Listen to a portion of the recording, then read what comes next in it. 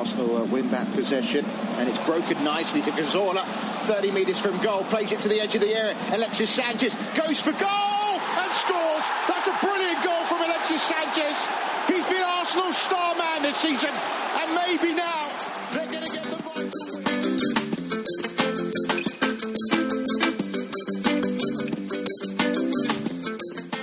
Hello and welcome to Gooners in USA podcast. Michael?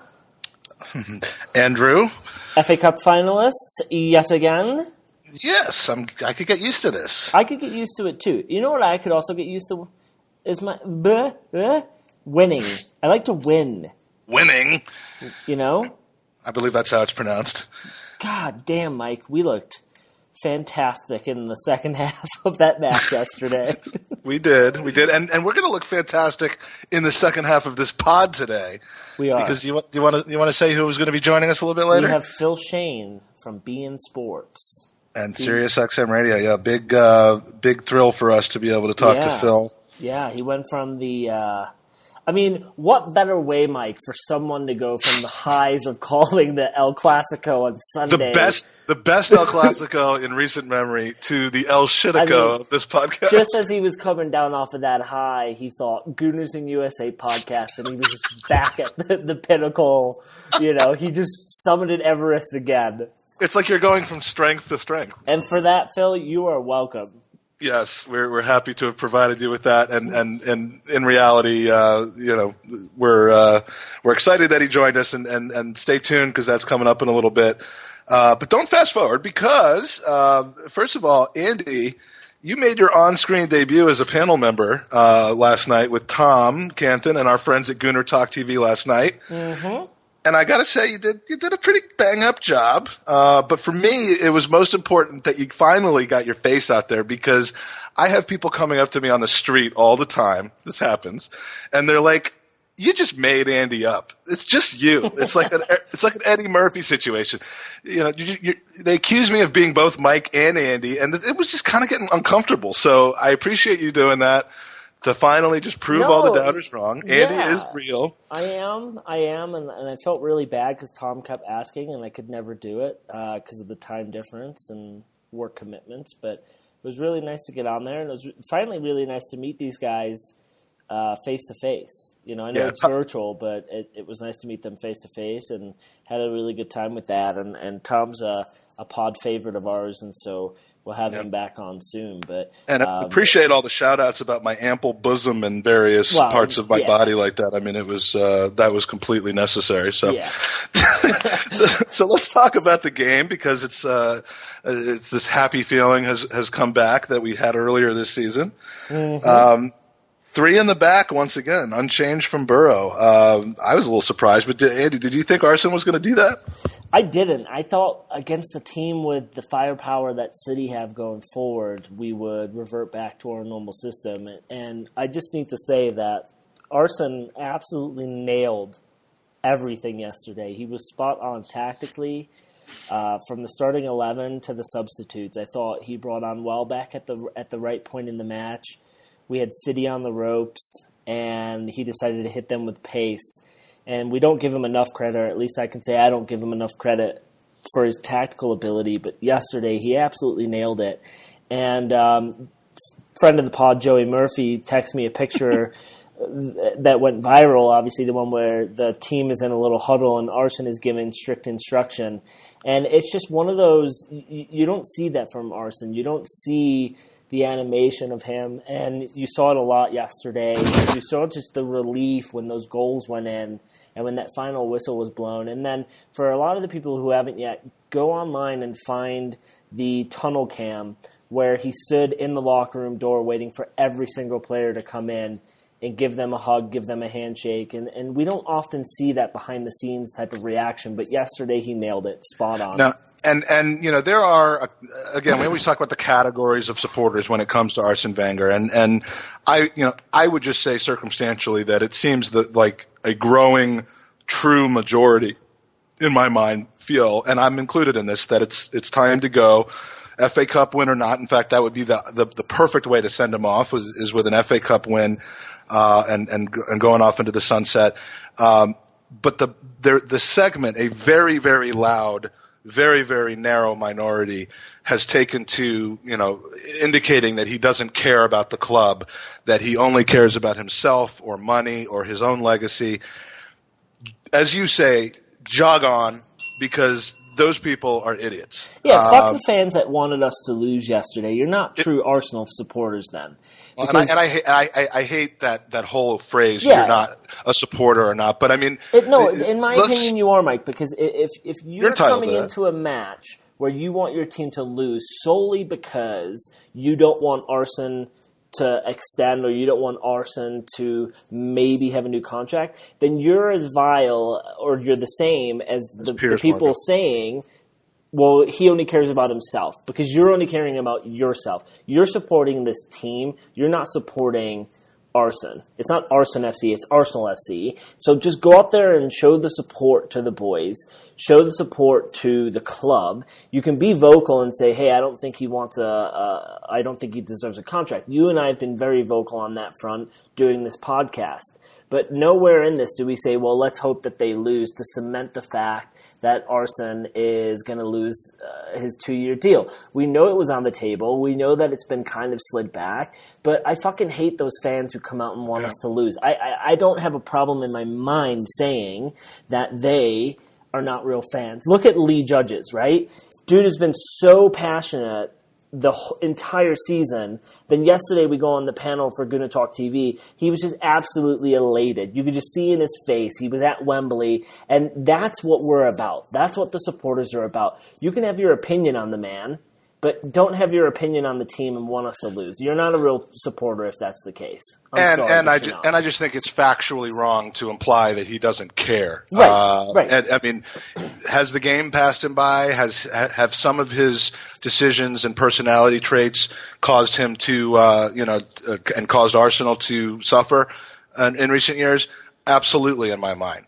But don't say he doesn't care about the team. Well, I think you're wrong if you say he doesn't care about the team, because he cares nothing more than for this team. And, he will always have my eternal respect, which is why I hope his swan song is a positive one and not the way that it's been looking the last few weeks. And all of a sudden, there is another opportunity now where I think he has to make next month a celebration and a motivation, and not, controversy. And I think we should move on. But that seeing some tweets in the last couple of days, which I should know better than to be reading those, just it's disgusting to imply that he doesn't care about the team and that he only cares about himself. And yesterday showed that. Yep.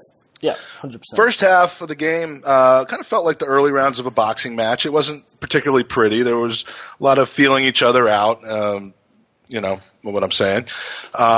Definite chances, no breakthrough from either team as far as the score sheet is concerned. Petr Cech and a very fortunate linesman decision, frankly, did a great job to keep the ball out of our net. Yeah, I expected the match to kind of start off, like you said, early rounds of a boxing match where you're feeling each other out. I think that we were a little bit on the back foot in terms of them having possession, not really having anything to build forward. And then I think when the back three cut out some of those key passes and figured out, like, hey, this is a good side that we're doing well against, then I felt like we kind of jumped onto the front foot a little bit, where we knew we could close them down and hold them out. We got fortunate, Mike, but unfortunately without video replay, that referee is never going to see that ball went out or stayed in with the naked eye. I mean, it was literally millimeters when they slowed it down from being out. So we had luck, but you have to have luck on your side when you want to win a trophy, when you're going through a cup run. And we got pretty lucky yesterday, but you know what? That's part of the match as well, and until we give those refs the opportunity for video replay, that's going to happen. Andy, we've gone as deep. We've gone as deep into this cup as we could possibly go. We have reached the deepest depth of this cup, and that is where I like. Let's just hope we poke through the other side. That is where I like to reside. So in the second half, City does strike first, and it was at a point where we were in the ascendancy. After some really nifty work from Chambo, Ramsey just serves the ball up to Yaya Toure on a silver platter and Kun Aguero's not going to miss a clear breakaway like that regularly, but he did have a very heavy touch on the ball. Andy, as our resident goalkeeping expert, should Cech have committed to that ball, and could he have made the save without the threat of a penalty and a card type of situation? I don't think he could have, Mike. I mean, it's so hard. Yeah, but it's so hard on TV to judge the weight of the ball, and when you're a keeper coming off your line, you're thinking angles before anything else because you don't know when he's going to shoot. And then you don't want to commit before he takes the shot. And then when you're processing that, now you've got to judge the weight of that ball coming through the 18 and where the player is. And a player like Aguero can get a shot at any point and put it in the back of the net, but he can also play the ref and go down. And I get the whole, if you give up the penalty, you're not going to get a red card. But who knows on the day? And so he played it safe, yes. He paused his run, yes. But it's just so hard to say. And unfortunately, like looking back on it, obviously we walked away with the win, so it doesn't matter. But I felt that Nacho was clearly the worst Arsenal player on that sequence of play. He should have been goal side of Aguero. He should have given himself a little bit more space. I know that when you throw everyone forward, you usually have all your central defenders attacking, but when you're playing three at the back, maybe it's not smart to bring three up. But I thought a combination of Nacho and a little bit of Cech was the reason why Aguero scored. But you could bet your mortgage that Aguero is going to put that in the back of the net. And unfortunately, that's what happened. But, Mike, I was so I said it yesterday as well on Gooner Talk TV that the way we've been playing the last 5 to 6, 7 weeks, you would have thought that when City had scored, our heads would have dropped. And it was the complete opposite. It was like almost everyone thought, well, fuck this, we can still get this match. And the fact that we came back and scored so quickly after that, unbelievable. But Nacho atoned for his sins, Mike, on that first goal. And he did. It was his own personal Yom Kippur. And you know what? Cech is getting old, but fuck me, he had some saves in there that kept us in that match. Oh my God! And so both of them stepped up after the goal and corrected the mistake that they made. Yeah, and let's talk about Nacho's goal. I mean, less than 10 minutes after going behind, again, the Ox just marauding down the right side with some beautiful footwork, and then a cross that just, frankly, it could have gone to either Giroud or to Nacho, but Giroud left it for Nacho, who volleys it in for the very first time in his career, I believe, with his right foot past a helpless Claudio Bravo. It was a. I place you in the ranking of world goaltenders somewhere in between Petr Cech and Claudio Bravo. I appreciate that. Thank you very much. I think my distribution is better than Bravo's. No, Nacho's goal. Okay, he's a left back who has been kind of transitioned into a left wing back, is making a sprinting run, watching and tracking the ball in the air, then to be able to do that and then even call Giroud off with conviction, hey, I'm going to hit this, hits it on his right foot on the volley. I didn't look at it that closely. Well, I guess I didn't either, but there's no reason for Giroud to completely walk away from interfering with that ball unless he hears something from behind him, right? Yeah. Let's assume that would have been a good shout. Literally. Let's assume it's a good shout, but to be able to connect with that and then put it in the back of the net, absolutely incredible. And credit to Nacho because he likes to score in FA Cup runs, and we'll take it. We'll take it. I'm thinking of the Man United game. It was either 2 seasons ago, I believe. Yeah, the one that Welbeck got the winner in, and. Nacho and Per Mertesacker love to score in the last 2 rounds of the FA Cup, but I don't think we'll see Per in a few weeks. Arsenal's item of the match, not the man of the match, but the item of the match was definitely the goalpost. There was at least 2 or 3 excellent saves from the goalpost, but to be fair, one of them only got tipped onto the goalpost by Petr Cech's finger he got on Yaya's volley. That was going in otherwise. That's maybe the starting position might have been different. I don't know whether better or worse, but that is a save that Martinez and Ospina cannot make. No. First and foremost, you got to give credit to Yaya for getting that shot off because he literally just spun on a dime and put it on net. But yeah, you're right. I mean, that's why Czech is going to be considered one of the greatest goalkeepers to ever play the sport.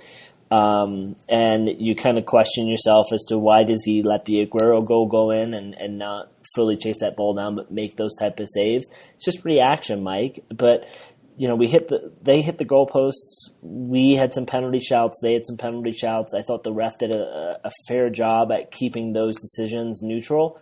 But again, we got lucky, and Chelsea got lucky against Tottenham, and so that's part of the sport, as I said before. And we got to ride the luck as much as we can because we have not had a lot of it this season.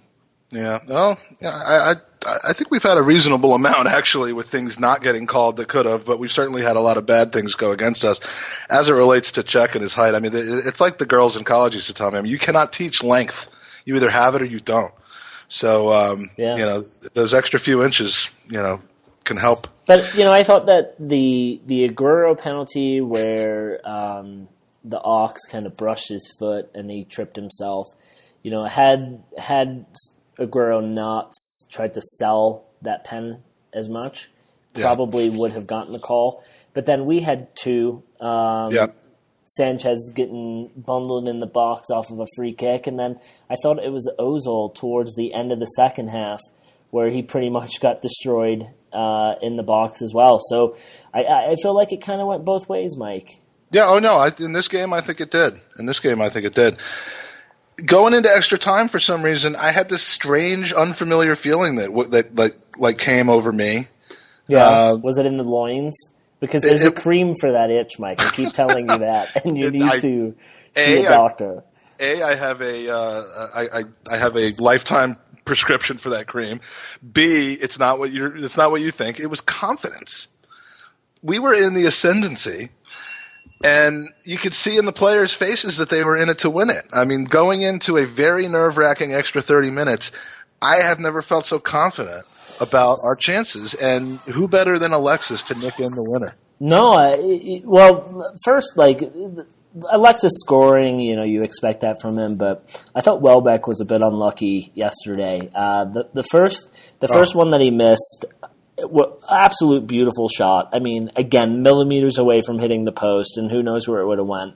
But a lot of people were giving him stick. He did a great job to get in on goal, too. No, he did, but the pass to Ramsey was never going to happen because he had players between him. And so he did the next best thing, and we kept urging Ozil to do the same. When he got into that similar position, we kept saying, shoot, shoot, shoot, and Ozil looked for the pass. And so it's so funny how people want one thing from one player, but Welbeck is never going to make that pass. He's always going to strike. But on the second whiff, I will say, which allowed Sanchez to score the goal, he got unlucky again, and hopefully it doesn't break his confidence. But yeah, I mean, absolutely superb for the animal, as Arsene says, that Sanchez got the goal, and also Arsene saying that he will be playing for Arsenal next season. Well, I don't think there's any. I mean, he will be if we don't sell him, but then we lose him on a freeze. I mean, I don't think it's saying a lot to say that he'll be playing next season. What I would like to find out is whether he's going to be playing for us in 2019. Well, they won't let him leave on a free, and so he will leave at some point. But I truly think that he'll wait until July or August for two reasons, Mike. First, will he wait to see who the next manager is? And have a conversation with that manager on plan and vision, or will he wait to see if Arsene does re-sign, what changes are made to the squad to make them better? If he brings in 2 or 3 players and ships off 2 or 3 players, and that's enough for Alexis to go, well, shit, that this is the change we needed. This is what's going to help us go for the cup, for the glory, for the whole kit and caboodle. Yeah.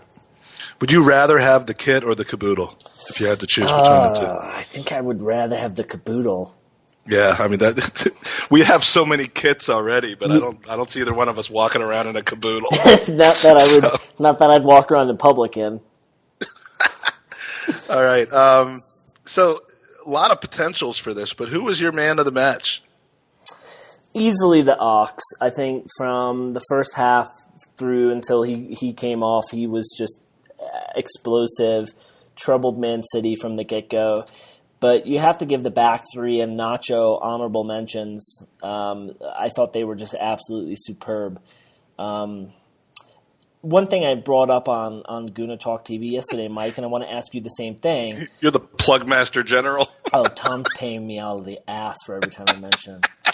I made the comment, does Mustafi walk back into this squad considering how well Gabriel and Rob Holding have played in the last 2 weeks? Now, I get you can't just say, okay, recent form, but I don't think Mustafi has been great the past 2 months. And maybe he needs a little bit of a wake-up call where a player like Holding or Gabriel maintain their positions in the squad, and they say to Mustafi, show in training that you're better than me. Because I think we're getting past the point now on this team where you get to start because of your name. If, in my opinion, Ozil should have been dropped a couple weeks ago as well, but you're not going to do that against a team of City's caliber. But going into the next couple matches, if Mustafi's healthy, do you bring him back into the squad? No, I don't. And that doesn't mean, I mean, he's nailed on for next season, but I mean, at the moment, I don't bring him on. If he's even remotely hurt, which was the reason that he didn't play against Middlesbrough, supposedly, why not give him the extra time to recover? And B, I mean, you going to pull Rob Holding out of the lineup? No. You're going to pull Gabriel out of the lineup? Wait till he has a bad, an off game or an off half. But he seems to be thriving at least. And again, here we go, saying Gabriel's the man, and he's going to go out and shit the bed against Tottenham probably. But but you could also bring Bellerin into that position if and when Bellerin's fit and confident and gets a real haircut again. So, I mean, Mustafi's kind of odd man out at the moment, and I don't think there's anything wrong with that. Forget about how much money you spent. I know Arsene doesn't care about that, and he can come back in when there's an injury or a tactical change needed. Or if we go 4 in the back again. I don't think he should be back in there. And frankly, I'm impressed and surprised at Arsene's continuation of keeping Theo not only out of the starting lineup but out of the game. Yeah, well, he came in yesterday, I guess. I remember seeing his beard and new haircut, but I don't know if that's punishment for his comments that he said, or if it's something on the training ground. But he's the leopard is getting some new spots these last couple of weeks, and if he's going to stick around, long may that continue. No, he totally is. He totally is, and we kind of chatted with Phil about the transition to the 3-5-2 and why it's happening, or the 3-5-3. I don't know, whatever it is, but I feel like managers see what works for other clubs, and then they internally process, can I do the same? Can I mirror image? And one of the reasons Arsenal was so successful was because we could play that tiki-taka style, mostly because our manager implemented it, but we had the players to do that. You'll never see a Stoke or a Bournemouth be able to mirror image the type of play that we in Barcelona have had in the past.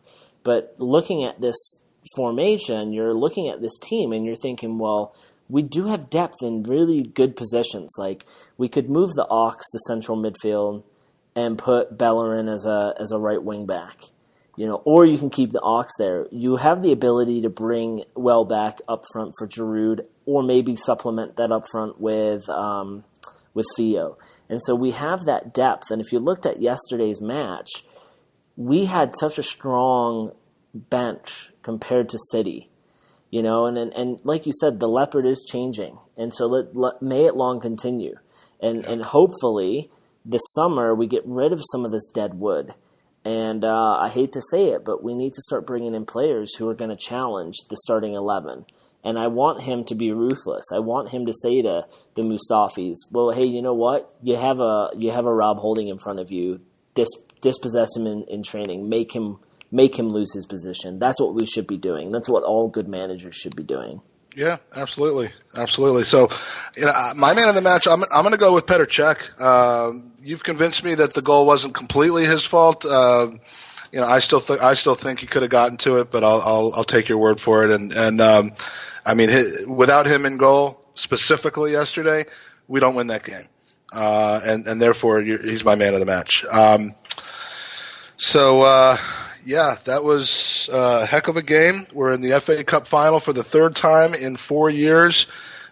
This is admittedly the biggest challenge of them all in Chelsea, but boy, would it be nice to be celebrating something at the end of May this season. It totally is, and it's going to take a tactical masterclass to get one over on Chelsea. I think they are the best team in England, and I don't buy into this whole Tottenham are playing the best football. Fuck off. You haven't won a fucking trophy, right? So go fuck yourselves. You're not in first place, and you're not going to win the league. So go eat one. Yeah. But you get a lot of positive tweets about your Tottenham rants the last couple of weeks. I fucking hate them. But Mike, while we've been potting in the last hour, there's been a lot of news coming out of France saying that Giroud is likely going to be PSG? given. No, not PSG. I think it's Lyon. 20 million. 20? That's a bit low. He's going to be 30, my man. Yeah. Well, I'm seeing 20 to 25 quoted. So how about we give them 10 and Giroud and get Lacazette back? I can't. I'm trying to find who the or Tolisso or all those guys, but regardless, there's rumors coming through. They seem to be gaining traction with a lot of big outlets. So my question to you is, would you take 20 or 25 million or somewhere in between for Giroud? I'd take 25 if we're going to spend 40 on a clear upgrade. Like a Lacazette kind of player. Yeah, Marseille, I would consider that. Marseille saying that they want him. Okay, well, Marseille doesn't necessarily have, don't want that Payet character anywhere near our team. So, I'd hate to just lose him for 25 without knowing that it was going to be plugged back into a clear upgrade. We talked last summer when he was really kind of doing well for France in the Euros. Like, if there was a price, what would you do? And I did a poll on Twitter and pretty much came back with, or on Facebook, came back with most people saying between 35 and 40 million at that point. And he hasn't had a bad year when he's been playing. It's just he is who he is. So, would I take 20? No. Would I take 25? Yeah, because I could use an extra £5 million pounds. I feel like if we do take the money, then we need to bring in a Lacazette or we need to bring in a Lukaku type of striker to supplement. And I think the only way Dybala comes to Arsenal is if Allegri comes as manager. Yeah. But those are the type of players that I feel like would convince Sanchez we're making moves. No question. Not necessarily saying Sanchez thinks Giroud is shit. I just think those are the type of players where Sanchez looks and goes, okay, I could see myself in a formation with them. And then I also think you're making Ozil happy as well.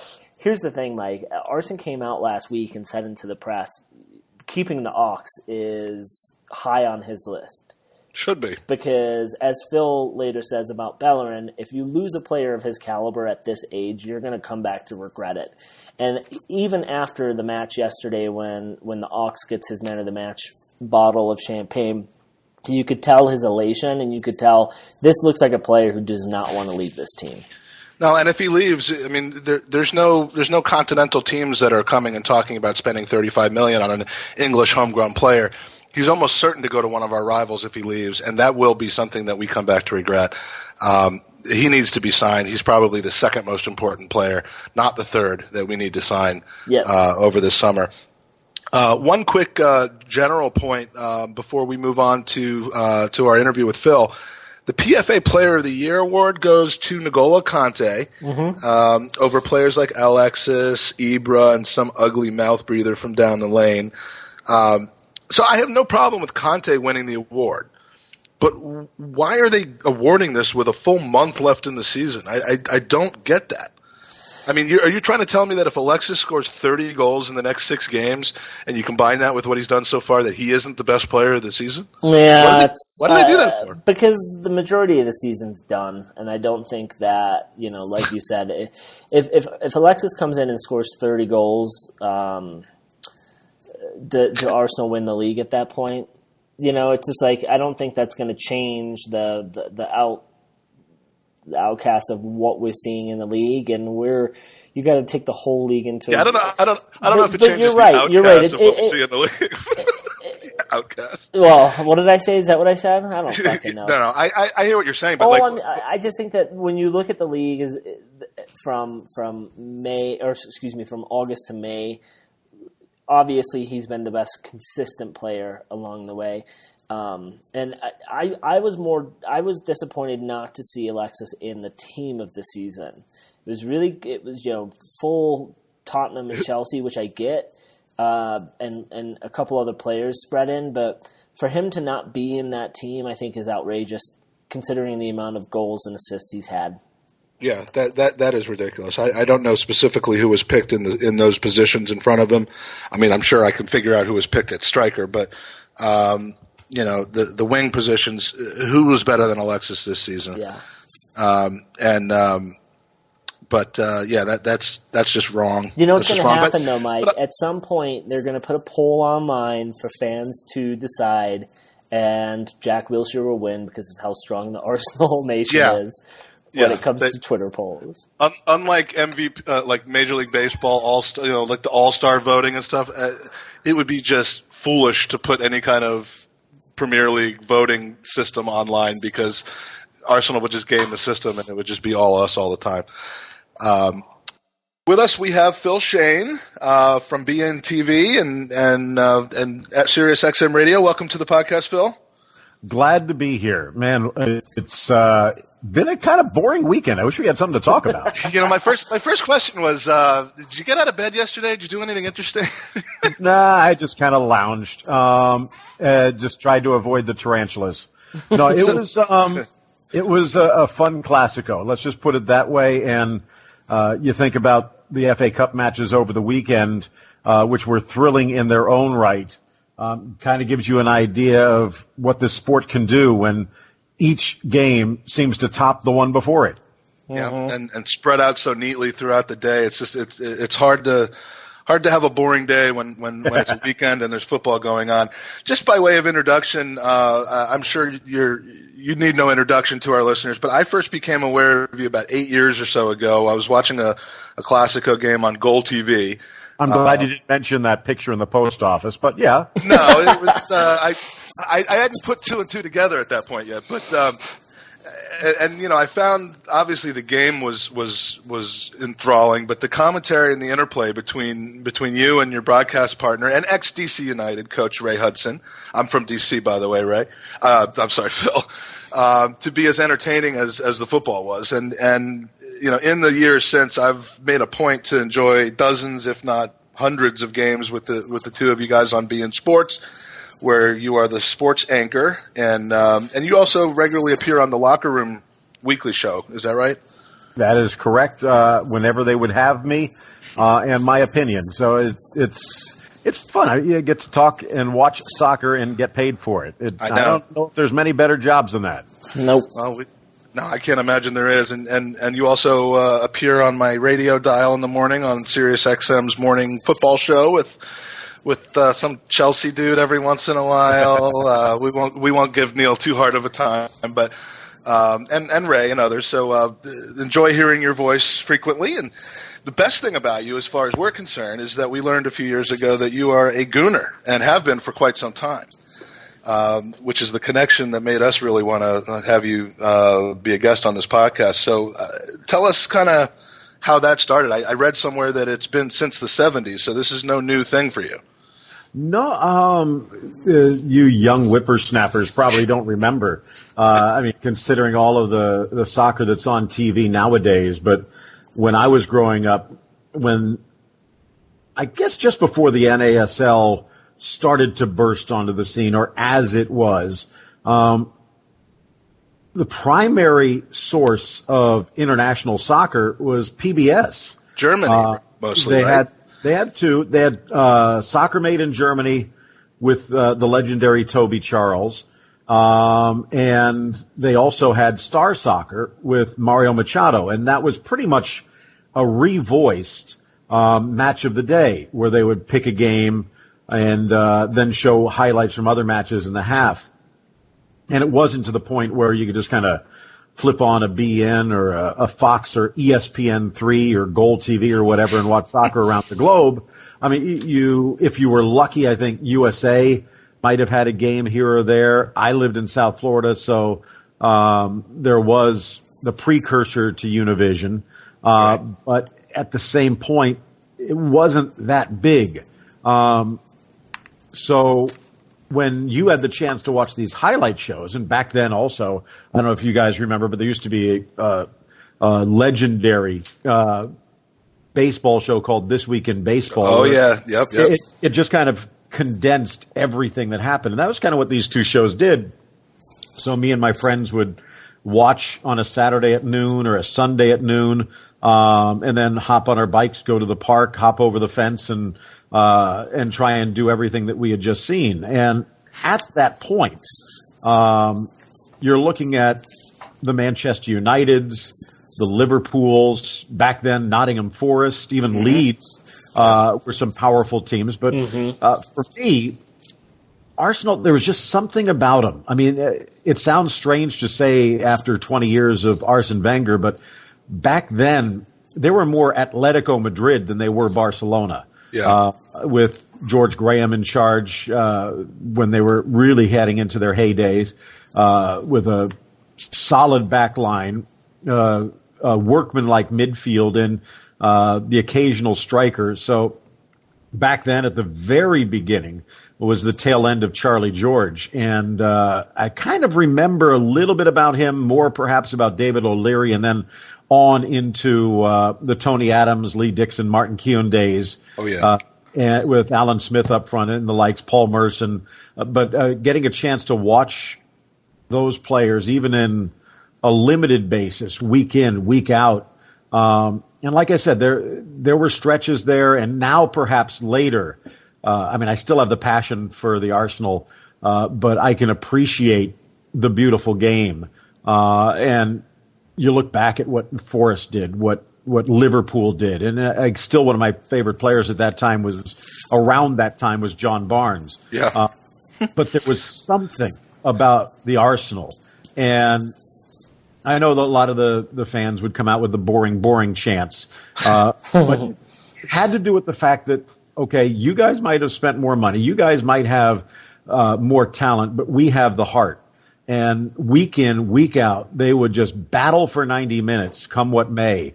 And again, for a couple of magical seasons along there, and if you ever have an opportunity, I guess, to watch it from an up close and personal angle, either read the book Fever Pitch or watch the Fever Pitch. Phil, I lived Fever Pitch. I moved to London as a 15-year-old in 1988. And Arsenal chose me because they were on the same tube line that I lived on. And I mean, the wonderful thing about Fever Pitch, I didn't mean to interrupt you, but no problem. That describes. By the way, that wasn't the Piccadilly line, was it? It was the Piccadilly line. Okay. It still is the Piccadilly line, and yeah, I mean that was how I chose my team. I was on the North Bank for that entire year. So of all years to kind of discover the Arsenal as a teenager, 1988-89 was that year. Yeah, and that speaking of boring years. Exactly. But I mean, I stumbled onto a wonderful thing. Now, you had been a fan for quite some time before then, but there hadn't been a whole lot of glory from the mid-'70s until 1989. So you put in a lot of time and effort. I just kind of stumbled onto it. Well, even back then, I guess they were getting used to second, third, fourth place finishes. But it was something magical about that. And again, you can imagine, I didn't get the chance until even years after that to go abroad and actually go to Highbury. And so many times, maybe everything but Game of Thrones, so many times the books are so much better than the movie. And I do think that that what Nick Hornby wrote in Fever Pitch is better than the movie. But the movie is good in its own way. But there's the one scene where the kid's dad has them underneath the stands. They're eating their pie and drinking their tea. And he's just thinking, okay, it's a normal night out, normal day out, and what are we going to do? And then they turn the corner, they take those steps up, and all of a sudden the green of the pitch, the blue of the sky, the red in the stands all just kind of washes in on him. Mm-hmm. And there's something about this game. I think baseball can come close. Golf, in a way, is just because of the closeness of nature. But there's something about this game more than anything else that just tickles all of the senses. And I had that experience, thank goodness, before they turned it into condos. I don't think it's going to be quite the same at the Emirates ever. No. But they've done their best. But I'm glad I had that opportunity to actually see it before they tore it down. And even though I've had the chance to go to Bernabeu, to go to the Camp Nou, to Auf Schalke, Allianz, etc., in my mind, there is no better place to watch than Highbury was. And it could be cold, it could be kind of damp here or there, but it just seemed as though every single seat, every single inch of concrete was just dripping Arsenal football. And to actually get the chance to sit there and witness a game and to watch how they produced it as well was even better. But again, the $18,000 answer to a nickel question was yes, I did get the chance to follow way back in the 70s, and I've been following him ever since. Beautiful, and we've got a lot of questions along those lines, both about Arsenal and about football in general that we and our listeners would love to ask you. So if you don't mind, and we've already talked about the brilliant FA Cup win yesterday against Manchester City, which we are thrilled about, and looking forward to yet another Cup final. But one player that tends to raise a lot of ire or concern is Mesut Ozil, and I thought for you, having the perspective of having called games of Mesut Ozil's while he was still at Real Madrid, I mean, how do you see him now compared to when he was with Madrid? Would you say he's grown, he's regressed? Back at Schalke, had the chance when he was still a teenager, and he was showing that potential. In some ways, he's almost a German Riquelme, which I think is one reason why Ray fell in love with him.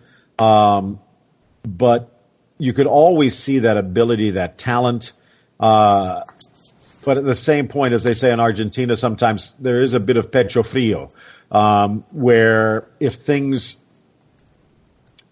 aren't going perfectly well, he's not the typical English First Division guy that's going to go blood and thunder and just run around for no apparent purpose just to show that he's trying. He does kind of wear it on his sleeve as well as on his face, and he is still capable of those moments of brilliance. But sometimes the fans, especially in a season like we've seen over the last couple, where it's not disappointment, it's missed opportunities, because I think the fans sense that no time over the last 10 years, more than these last two seasons, have the Arsenal had a better chance to finally get back atop the Premier League table, and they're just letting it slip away, if anything, headed in the opposite direction. And you can't always boo the manager. Occasionally it is the 11 guys that are on the field. Won't stop us from trying, or some people. Oh, absolutely.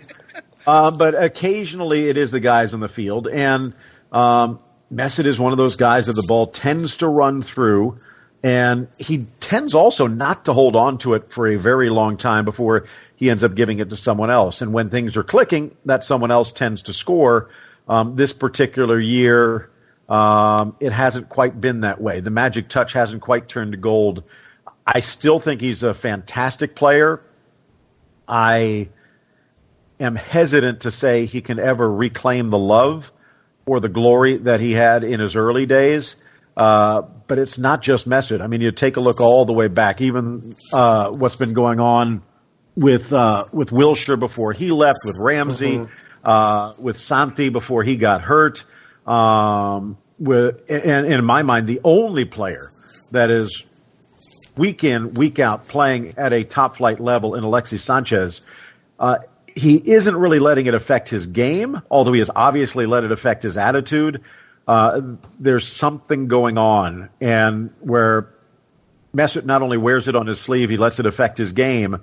I think that's one of the reasons why Arsenal has stumbled a bit when the opportunity to surge was there. He's a confidence player, right. That's for sure. Right. So we had mentioned 11 men on the pitch, but one man who is making some changes is Arsene. And a question from our Irish friend, Jackosaurus. Now that the new formation has bested a very potent attacking side in City, should we stick with it going into the remainder of the season and next season? And what's your opinion there, Phil? What I'd really love to do would be to sit down with Steve Bold and try and figure out how the heck this came up. Because I could see the potential being there for years. But I don't want to say there was a hesitance. There wasn't even a thought about going with 3 in the back. Ultimatum? I don't know if it's ultimatum, but maybe it was. Maybe it was one of those ones where necessity, being the mother of invention, forced the change on Arsenal. And when you take a look at what happened against City, what showed signs against Borough, although maybe not quite as confident as it probably should have been, I think it again gives a little bit of an overload to the midfield. It allows Sanchez to get a little wide and in the middle without getting beaten up and abused by Premier League central defenders. It gives Özil some companionship. It puts Xhaka in a position where he's not that last man standing. So I think it does play to some of the strengths. I do think it will continue to be a tool whether Arsene stays or goes, and regardless of who comes in, just for the simple fact that soccer is a game of copycats. Yeah. And we saw years ago, it was the 4-4-2 flat back, then it went to the diamond, then it went wide, then it went to the 4-3-3, then it went to the 4-2-3-1. And now, sometimes perhaps because of their isolation on the island, it's taken a while for some of this to hit the Premier League. But with some of the success that some managers, like a Mazzari, at times a Pochettino, and especially recently a Conte, have had, I think it's opened the eyes of other managers to realize that there are situations where this could work, either due to injury, depleting talent at certain positions, or a tactical matchup, a tactical mismatch, perhaps even better said, in others. And with issues at left back, I think this gives some cover to Nacho. I think Holding has matured a bit to the point where he's forced his hand a bit. Oxlade-Chamberlain, again, similar story on the right side, again due to injury and perhaps a downturn in the performance of beIN. It was again one of those situations where I don't want to really put too dark a point on it, but it became somewhat obvious they needed to switch things up. What's that? The definition of an insanity is to keep trying the same thing over and over and expect a different outcome. Oh, that is said about Arsenal and Arsenal a lot. Yeah, that insanity quote is common with us. So speaking of beIN, we're forced every few weeks to having to discuss his hair. I mean, this is a serious topic at this point. Earlier this week, one of our listeners, Becca from Iowa, tweeted us that he was posting on Instagram that he was getting his hair cut. And I think Gooner Nation rejoiced because we have no idea what that last situation was all about. And then we come to find out a day later that he told his barber, apparently in Spanish, "What can you do to my hair to make it look even more stupid than it did before?" and the barber apparently in Spanish said, "I can make you look like the James Franco character in Spring Breakers," which our friend John Horlick and about 4,000 other people on Twitter pointed out. And Hector lets him do it. So, the contract extension with Arsenal, you could say that was probably a good decision. I like to think it is. But now this. Do we start questioning his judgment, Phil? I mean, what is going on in that kid's head, or on that kid's head? Well, I'm not exactly sure, but in a good, solid player, and I'm obviously having a little bit of fun. I wish I could still go with cornrows, but that's a few years in the past. Now, in regards to what's going on, I think anything to get his mind off of some of the problems and perhaps back focused onto what made him so good and so promising when he came over from Barcelona. If Arsenal gets rid of him in any form, I think it's going to be one of those decisions that comes back to bite them, similar to Ashley Cole. Ashley Cole was perhaps even more because he was already at his prime, and it really only would have taken one, maybe two contracts to lock him up. But again, it's one of those situations. You can blame it on the stadium. You can blame it on the tight fist or short arms of the owners.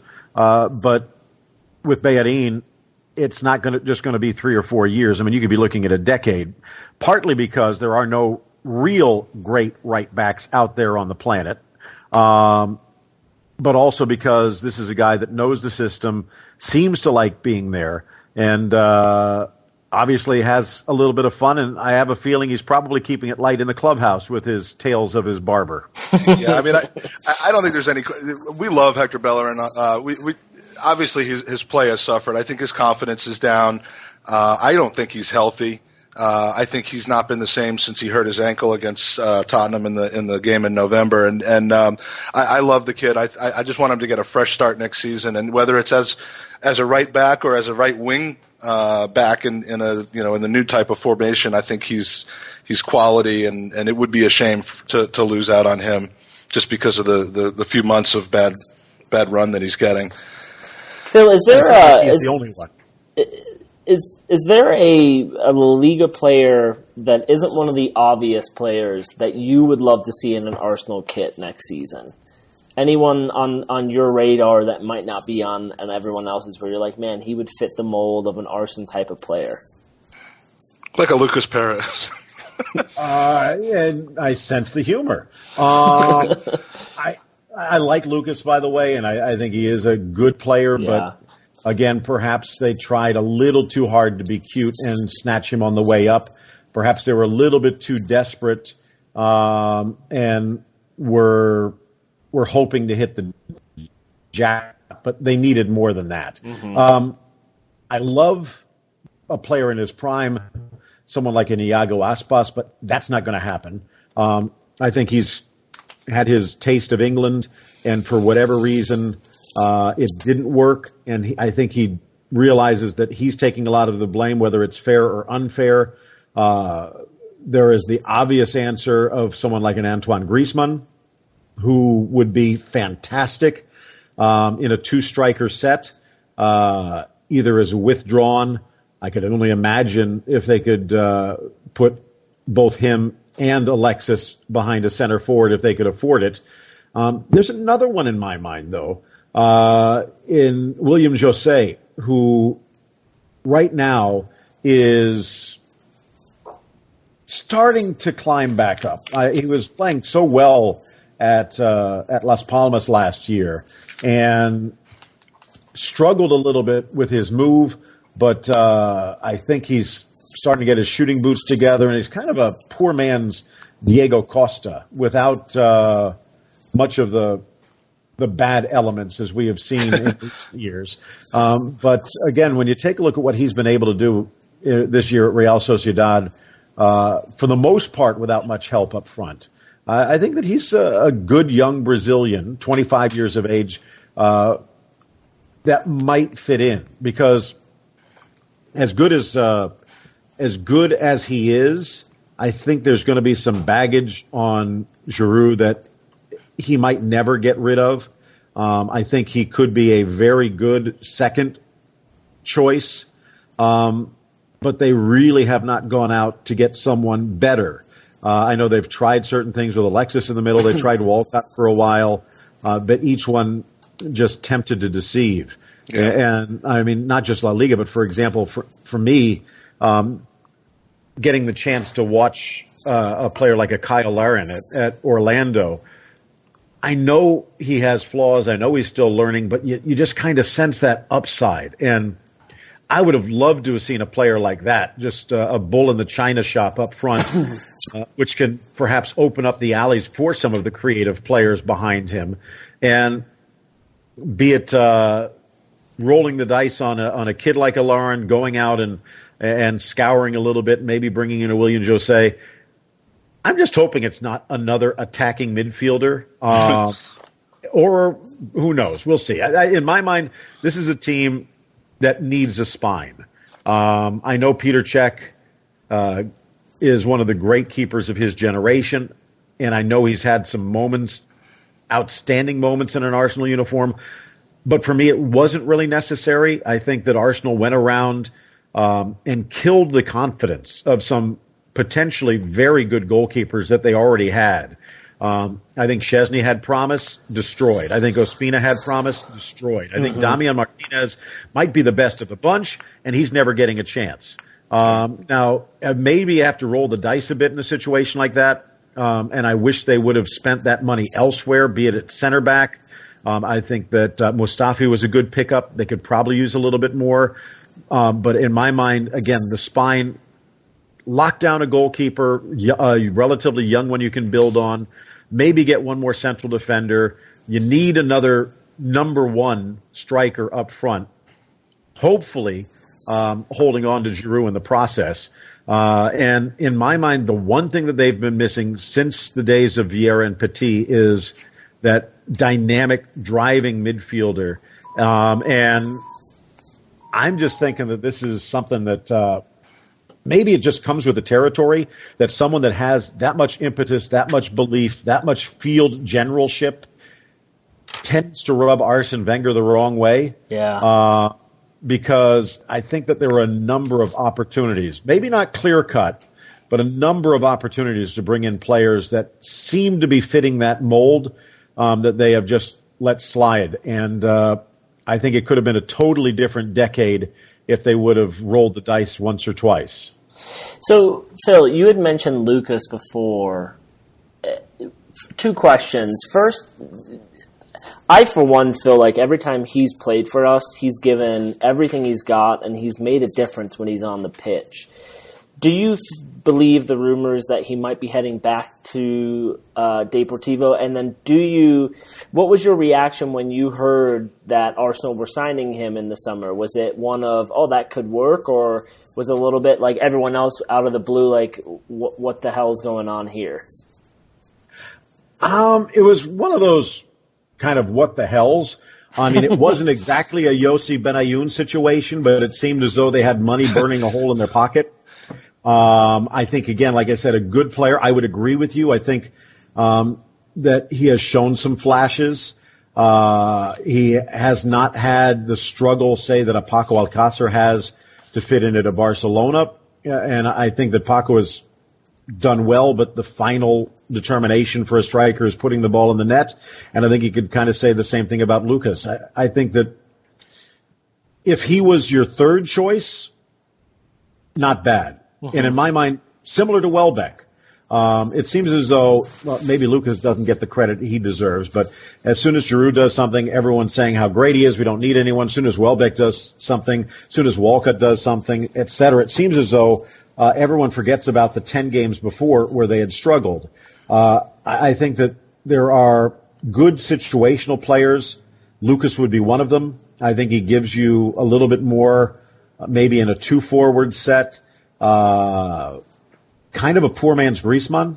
Sure. But the output is not quite there. Sure. Yeah, well, the opportunity is 7. I'd be a little surprised if he went back to Deportivo, although, again, Aspas going back to their rivals, Celta, and kind of rediscovering his form. It's just that Deportivo does not have a ton of money, and they are still in danger of taking the drop.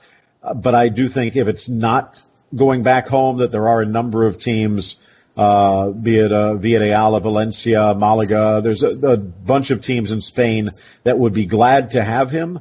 I would just hope that Arsenal might use that money and that roster spot a little wisely. If not, hold on to him again. A younger version, that can pop in, but also he's at the point right now where I don't think he wants to be on the bench 2 out of every 3 games either. Right. Yeah. Right. Now being with beIN Sport, obviously you're doing mostly La Liga games, not a tremendous amount or any Premier League games, but you do have the League Cup, and so I'm trying to remember.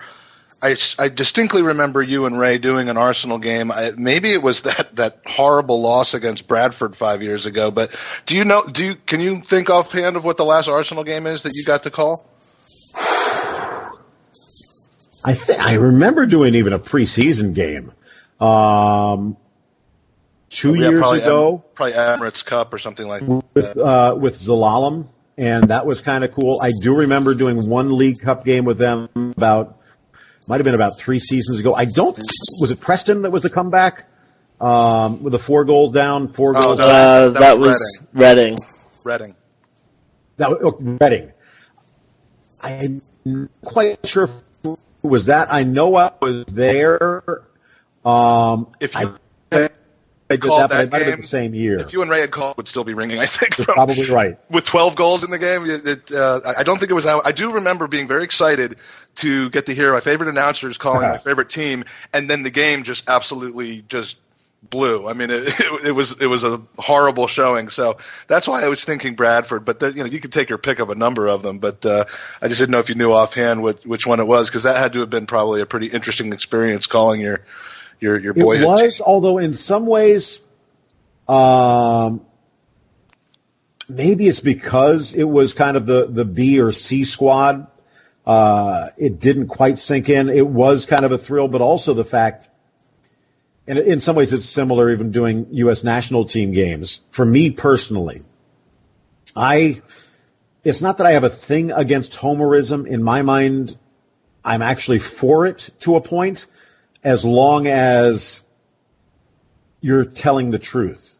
And sometimes being a homer, being a fan of a team, you're probably more attuned to the negatives, to the failures, to the shortcomings, than someone that's just looking in from the outside. So I remember doing that Arsenal game, and a lot of people were upset at me because they thought I was too hard on Arsenal. But again, I think it's just a sign that you care. It's like, if I didn't care, I just let them roll along in their misery. But you can see the potential there, and one of these days, I think it's going to turn around. And as I said about 5-6 years ago, though, I don't see them ever winning a Premier League crown as long as the current regime is in charge. Yeah. I just think that those bridges have burned long ago. Yeah. So our last question before we go to our weekly picks, is there a favorite player's name in the world you love to call at the moment? I mean, you get some pretty exotic names in Spain and from the international players, but is there one that just you kind of give it an extra couple mentions because you just enjoy it so much? Or conversely, any that you stumble on or just really have trouble with? That's a tough one. I mean, actually, when you think about it, there are some players out there, and that it just rolls off the tongue. Lionel Messi is obviously one, partly because he kind of leaves the defense in a mess at times, but to kind of hang on every single little move, just. Thinking back, I mean, I can't really think of any. Well, that's okay. Nope, I'm sorry to leave you. No, that's fine. You're a master of craft. Everything it rolls off the tongue. Sometimes it takes a while. Sometimes it hits a pothole along the way.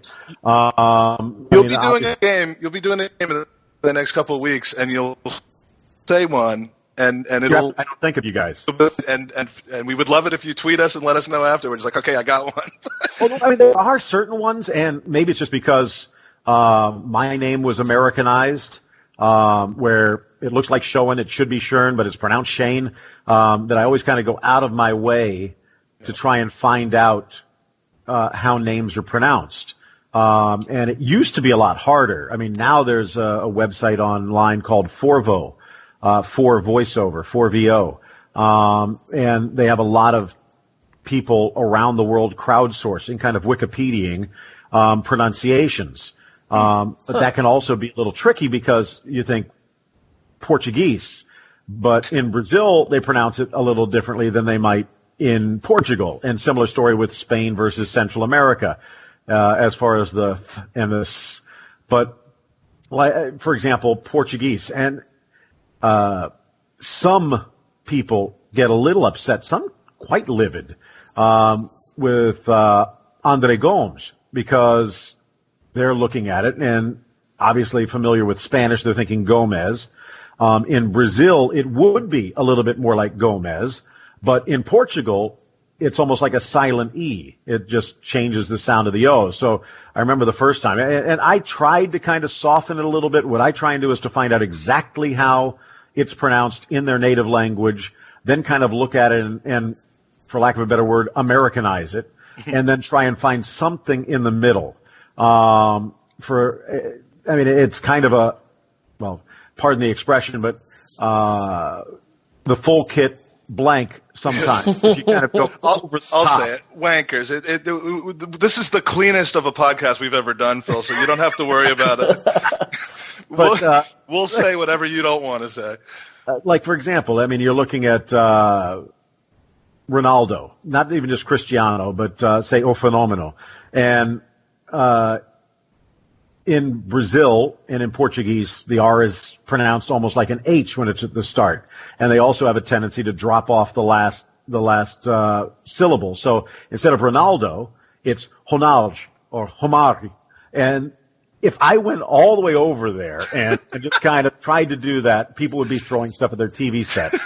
At the same point, if you actually do pay attention, sometimes I'll try and put like a little H just before that R and maybe soften the R just a little bit. Another one, like, for example, Sheridan Shaqiri, the Swiss, Albanian, Kosovan, now at Stoke, even though it's Shaquiri, if you kind of translate it from the Cyrillic, it should actually be Shaqiri.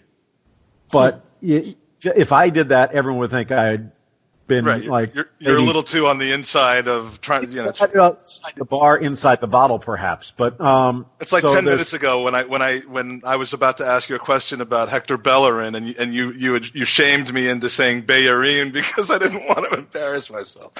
But it's fast. I mean, that must be a lot of time and a lot of your preparation is in this. I mean, you're not reading the news off of a teleprompter in Poughkeepsie, New York.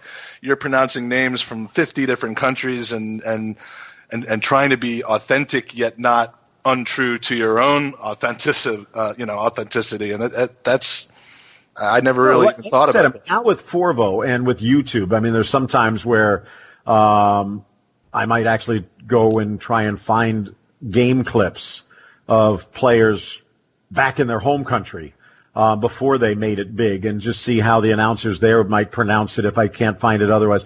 I remember back at the start, though, before the Internet was as useful as it is now, I'd be calling up consulates and Emirates and Uruguayan steakhouses just asking for a waiter from Montevideo. Hey, how do you say this name?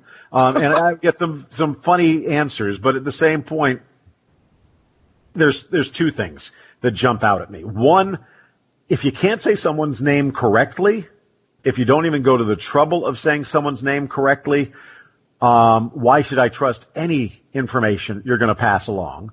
And then also, this kind of gets back to the earlier comment when I was talking about doing an Arsenal game, doing a U.S. game. If you're not going to point out the negatives that are obvious, glaringly obvious to everyone sitting at home, why should anyone listen to the times when you toss out a compliment? So right. I think that you don't want to be over the top and extremely negative, but you do have to point out when someone falls short, when things aren't clicking. And I think if fans sense, well, perhaps everyone but Real Madrid fans, if fans sense that you are trying to play it down the middle, they'll give you the benefit of the doubt. And again, if you're doing it with passion and with love and you're not faking it, I think fans will also give you the benefit of the doubt. There are certain ones out there, some, as I've mentioned with Real Madrid and increasingly Barcelona, there are quite a few English fans who, if you say anything that goes against what they believe to be true, they just have a conniption. I'd say Italian fans tend to be the same, but most of the time the Italian fans are probably right. So I think if the Serie A fans are saying, hey, you know what, you got this one wrong, you probably want to sit back and try and analyze it. I don't think the truth of the matter or facts get in the way of many fans elsewhere around the globe. But I try and pay attention to the criticism even more than the compliments, just because with compliments I think you can tend to get a big head. And in all honesty, it's the 22 guys running around on the pitch that are working the magic. I'm just there sitting around watching it. But also, I think if you pay attention, not overly dwell on the criticisms, but to consider them. If they're wrong or totally off base, dismiss them. But there also is the tendency sometimes in any job to kind of get into a little bit of a rut, and you don't normally notice it when you're in the rut. So it kind of helps to have thousands and millions of people, I guess, helping you get back on track. Oh yeah, we can empathize with that completely. I mean, we focus mostly on our criticisms because there are no compliments coming in on the podcast. But even if there were, I think we would adopt your mindset there. But Phil, you've been incredibly gracious with your time so far. May we take another couple of minutes because we have this picks of the week thing that we're getting close to the end of the season, and it's a tight horse race here, and we need your help. Do you have a couple more minutes to spend with us for that? My horse is probably closer to the glue factory than the finish line. Go ahead. Well, after match day 34, Andy is still in a hotly contested matchup in first place with 87 points. The guest spot, thanks to Ola, our guest last week, who nailed the Man U game directly, leapfrogged me into second place with 85, and I've got 84. So it's anyone's game at this point. This week is a weird week because we got a lot of rescheduled games in the middle of the week. It's not a full match day, and then we have the weekend. So we're going to do 6 games because there's 2 Arsenal games in between now and our next podcast. So getting right into it, Leicester City at Arsenal on Wednesday. And I'm, Phil, contractually obligated to pick first because of Andy's suspicions of cheating earlier in the year, which are completely unfounded, as we'll find out next week. But anyway, I think in this game, Arsene gets really daring because he's seen how successful the new formation has been, and he's going to go with 2 at the back and no keeper. Because, after yesterday's game, we have the goalposts helping us out. We could put more people in the midfield that way. So Arsenal wins 2-1, but it's not comfortable. Andy, what do you think? This is the one I'm worried about because Leicester love to counterattack at a quick pace, and 3 in the back. Oof. I'm gonna go 1-1. 1-1. All right. And Phil, what do you think about this game? I don't think they're going to be as adventurous as you might say, but I do have a pretty good feeling about this. I think Leicester, they're not safe from relegation. And we are still talking about a champion team that has some pride. But I kind of sense that the fear is out of their system. The blush is off of Shakespeare's rose just a little bit. That sounded almost Shakespearean. Just a little. But I also think that Arsenal, I think they've come to grips with the fact that 4th place is slipping away, and that their chance for glory is going to come in the FA Cup. I think it takes some of the pressure off. I'm going to say 2-1. I think that if they can try and find a way to keep Vardy contained, I think that the rest of it's going to fall into place, and I just think that the class and caliber of Arsenal is going to carry the day. So I'll say Arsenal 2, Leicester 1. Nice. See that, Andy? 2-1 Arsenal? Okay. See what I'm talking about? All right. We'll see. Next game, Spurs. Too convinced. No, I said 2-1 Arsenal. I just want Andy to understand that the professionals are. There's the reason I'm in first place, Mike. Spurs at Palace is the next game, and Palace have just basically become the new Liverpool.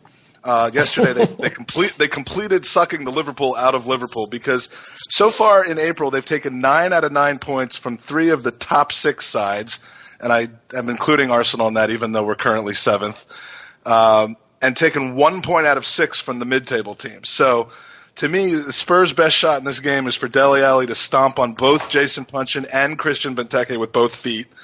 And since that's probably going to happen, I'm going to go with a 2-2 draw at Palace. Ooh. Andy. I'm going to go 2-0 Spurs. They're just too hot. Palace, 2-0 Spurs. Except for me, Spurs coming off of disappointment against Chelsea, and with the derby on the horizon, I think Pochettino's going to try and keep this a little bit tight. It's not easy at Selhurst Park. I do think Spurs have the talent. I think Palace has the momentum. And I'm going to say 1-1. I think they'll keep it close and pretty much lock the title up for Chelsea. You see that, Andy? in reality, he's actually locking me out from being able to get back in second place, but I was fine with it. All right, next game is a rare Thursday game with a team that has gotten used to playing on Thursdays, though, this year. Man United at Man City. The Manchester Derby's on Thursday this week. And this one kind of feels like a draw to me, but seeing as how I don't like picking draws generally, I'll go with City 3-2 here. And Andy, how many offside goals will be in this one?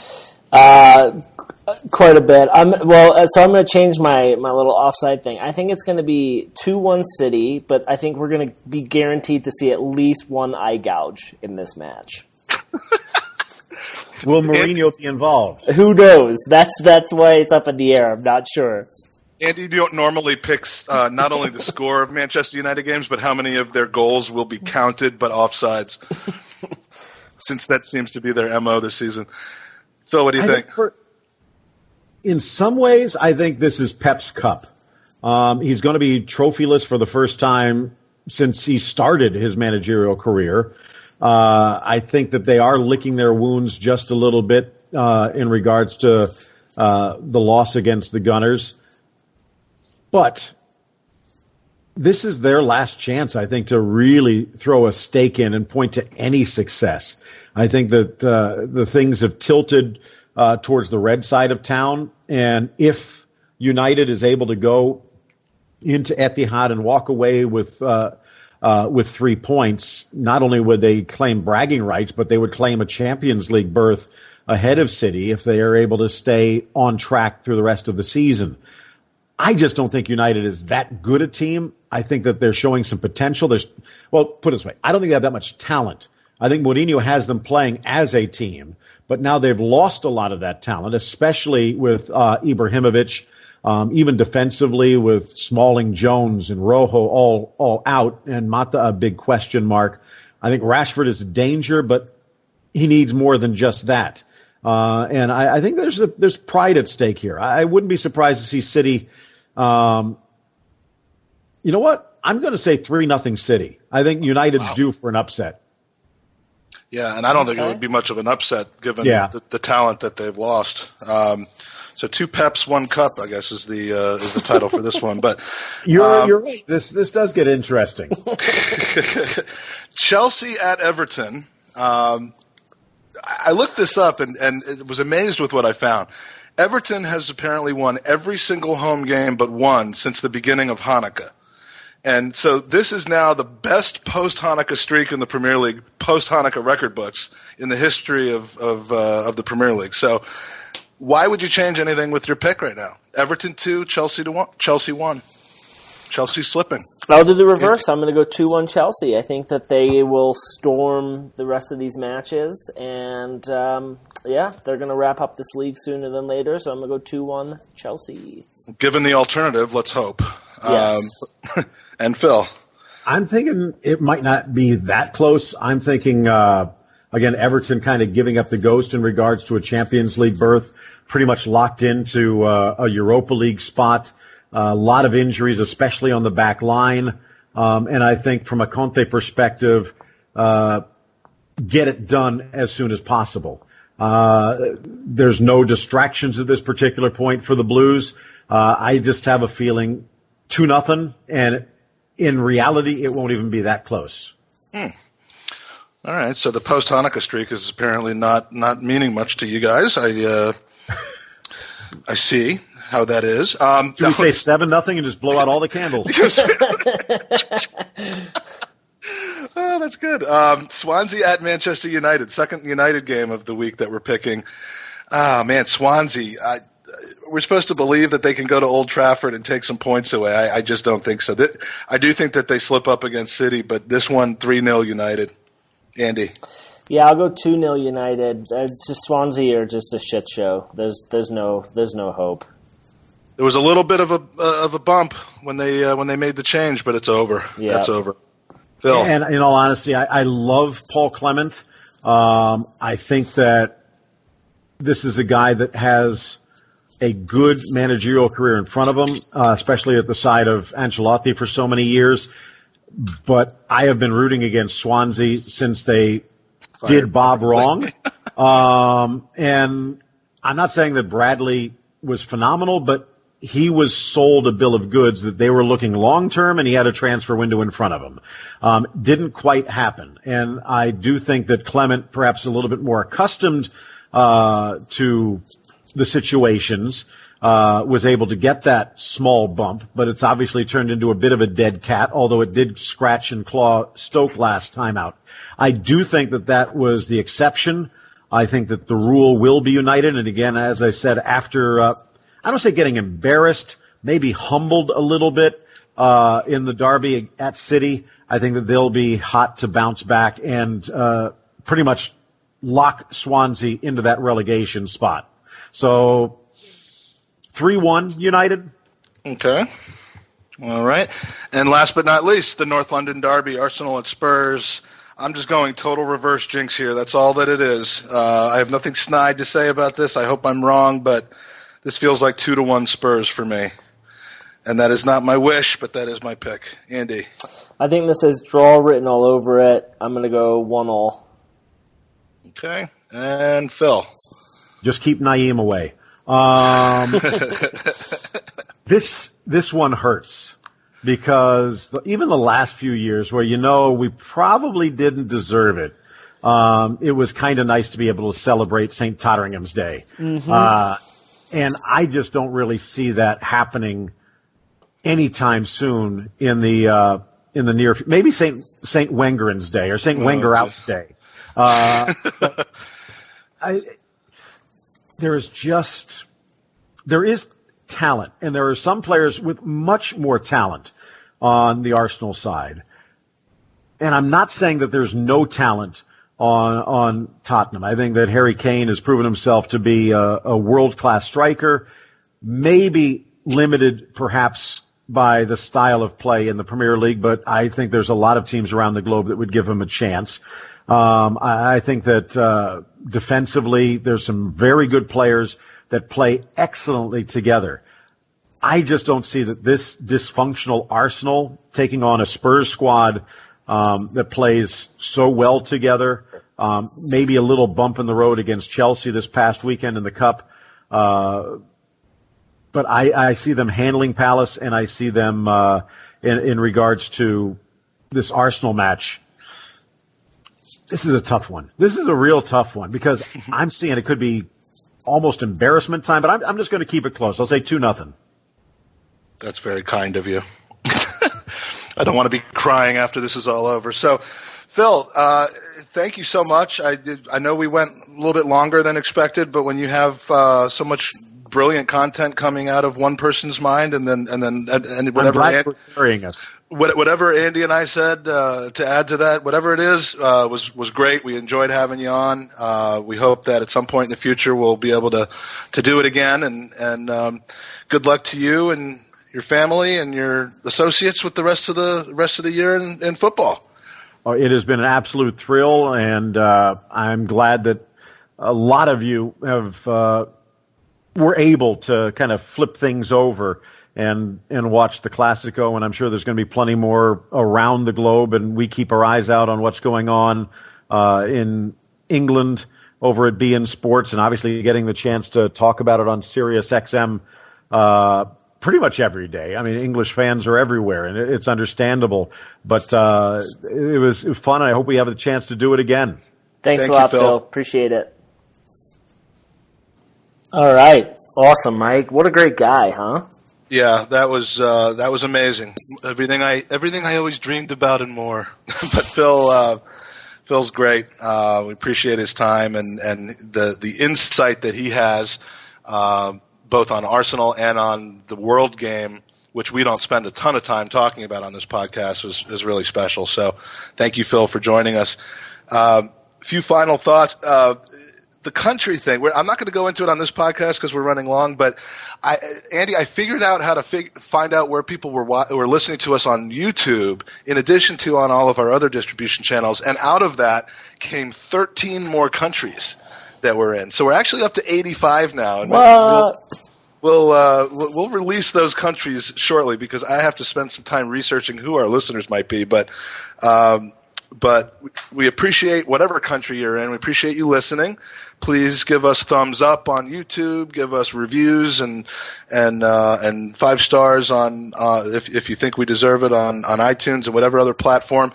Interact with us on Twitter, and we're cruising towards the end of what's been a very successful first season of podcasting. So, got anything else for this week? I don't, Mike. Let's hope we get a midweek win against Leicester, as they say in America, and we'll talk to you soon. Excellent. And good luck in the derby to the Arsenal. We'll talk to you next week. Come on, you Gooners.